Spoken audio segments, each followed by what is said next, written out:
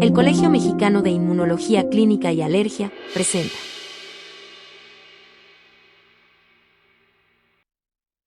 Bienvenidos a esta segunda parte de nuestra entrevista y hablar sobre el tema de enfermedad respiratoria exacerbada por aspirina, así que continuaremos. Gracias por regresar y estar con nosotros. Yo quisiera preguntarle ahora al doctor Pavón, que tiene mucha experiencia, de hecho él hizo su doctorado sobre este tema y ha contribuido al conocimiento de la enfermedad. ¿Cómo evolucionan estos pacientes? ¿Cuál es su éxito en la tasa de tratamiento de los pacientes? ¿Qué le aconseja al médico general? ¿Qué le aconseja al especialista para tratar a los pacientes con esta enfermedad? Adelante, doctor. Bueno, muchas gracias, doctor. Lo que principalmente se aconseja a los médicos generales es que identifiquen de primera instancia lo que pudiera ser el diagnóstico de un paciente con asma. El paciente que viene con tos, opresión torácica, dificultad respiratoria, que tiene limitación cuando hace algunas actividades con el ejercicio, pero que exacerba estos síntomas de manera muy interesante con la aplicación de medicamentos, sobre todo de tipo analgésico. Eso es lo que va a dar la clave realmente.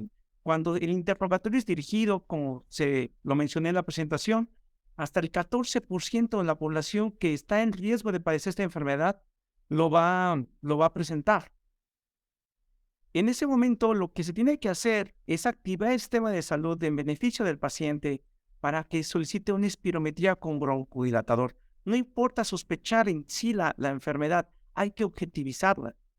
Asimismo, seguramente estos pacientes van a empezar o van a manifestar síntomas de dolor facial, constipación, obstrucción, descarga retronasal y pérdida del olfato. Este último síntoma hace pensar que debería el médico general eh, solicitar una tomografía con el objetivo de valorar si hay algún tipo de masa de algún tamaño que esté bloqueando lo que son los senos paranasales y por lo tanto el fluido de moco en esta área.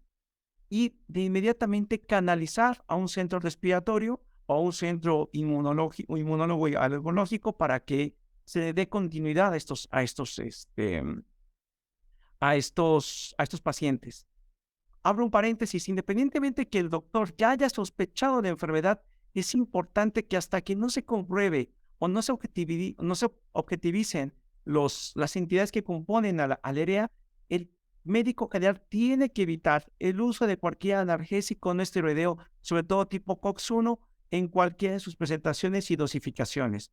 Cualquier dosificación de estos medicamentos puede inducir a una crisis asmática grave, bastante grave, que puede llevarlos a lo que es la terapia intensiva a estos pacientes o inclusive puede incrementar de manera muy fehaciente lo que son los síntomas nasales, sobre todo obstrucción nasal.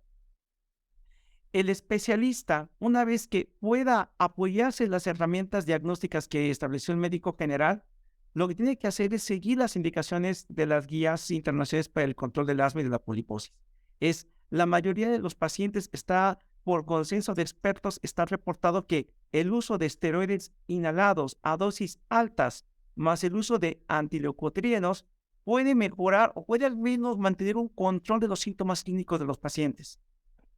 El uso de estos medicamentos también de alguna manera evita la progresión del crecimiento de los pólipos nasales y a su vez, cuando esto es insuficiente, la parte, digamos, quirúrgica, los compañeros de otorrinolaringología han demostrado a través de varias publicaciones que cuando se extirpan o sea, reducen los pólipos de manera quirúrgica, los pacientes con esta enfermedad mejoran la cuestión, digamos, síntomas tanto nasales como pulmonares.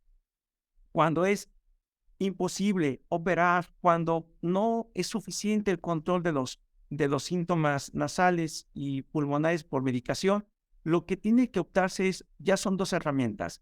La desensibilización, si se cuenta con el personal experto para llevarla a cabo, que es el uso creciente de dosis de analgésicos de esteroides para el control sobre todo del asma, o el uso, ahorita que estamos tan en boga de la terapia biológica, de anticuerpos monoclonales, sobre todo dupilumab y omalizumab, que tienen como objetivo reducir la poliposis nasosinusal y mejorar la calidad de vida de los pacientes con asma, incrementando la función pulmonar y reduciendo el uso de corticosteroides nasales, inhalados y sistémicos. Muchas gracias, doctor. La verdad es que es muy interesante. Creo que nuestro tiempo se está terminando. Quiero hacer una invitación a todos los médicos, a los alergólogos de Sémica. Nuestro grupo tuvimos la oportunidad desde que yo crié el departamento en el INER de encontrar este grupo de pacientes que en aquel tiempo pues nadie los atendía, ¿no? Y gradualmente la participación tanto del doctor Pavón como del doctor Ramírez han podido esclarecer los mecanismos y ellos también están abiertos a que vengan y puedan ser ustedes también entrenados. Tenemos un grupo de pacientes con esta enfermedad muy grande. No sé si el doctor Ramírez quiere hacer algún comentario antes de cerrar nuestra entrevista del día de hoy.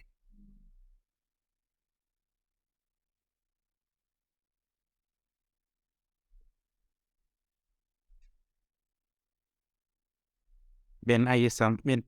Sí, claro que sí. Un comentario, doctor, un comentario para nuestro gremio, para nuestro gremio alergológico, es siempre sospechar la enfermedad cuando se tenga la presencia de poliposis nasal y asma grave.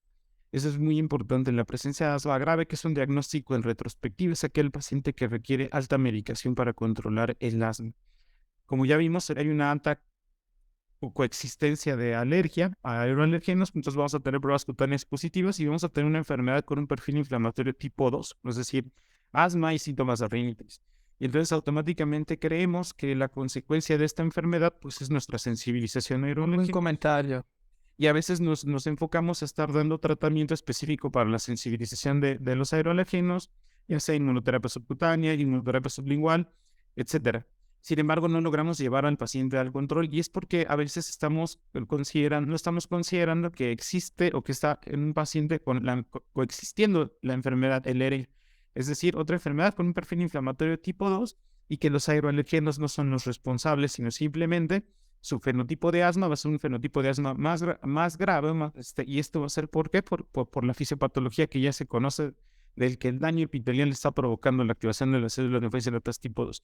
Y me refiero a pacientes con asma grave, siempre recordar que los pacientes con asma grave, nuestra serie de casos que rebasa los 300 pacientes, hemos podido comprobar que hasta el 70% de ellos requieren de esteroides inhalados a dosis altas para lograr el control, 70%.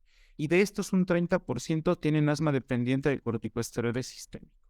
Con la era de los biológicos esto va a cambiar, muy probablemente esto va a ser distinto una vez que se tenga la disponibilidad del tratamiento con anticuerpos monoclonales para más pacientes, pero hasta antes de la era de los biológicos, el 70% de los pacientes requerían dosis altas de esteroide inhalado y de estos el 30% requerían un esteroide sistémico a dosis bajas, prednisona 7.5 miligramos o su equivalente para lograr el control.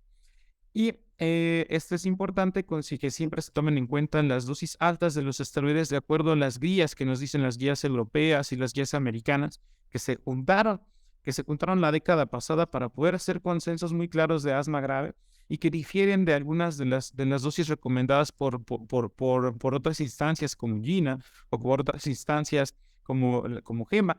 Y que esta guía que hace la ATS y la ERS es muy enfática con respecto a las dosis de los tratamientos inhalados.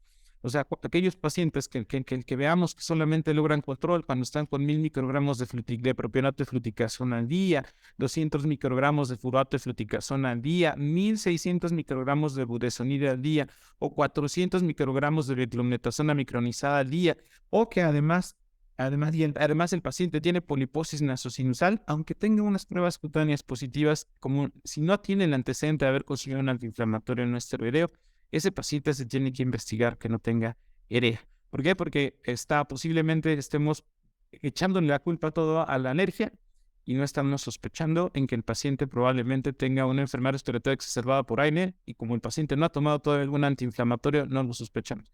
Y entonces, como bien dice el doctor Pavón, no mantener al paciente sin antiinflamatorios no esteroideos hasta que se compruebe, porque tan solo se requiere una dosis muy pequeña para poder generar los síntomas. Tan solo con 60 miligramos de ácido acetil salicílico o más es suficiente para generar una crisis de asma en un paciente con ERE. O sea, hablamos de Sí, muy importante. una simple dosis de aspirina o de aspirina Protec o de, digamos que de ácido acetil salicílico a dosis profilácticas para enfermedad coronaria puede ser suficiente para desencadenar una crisis de asma.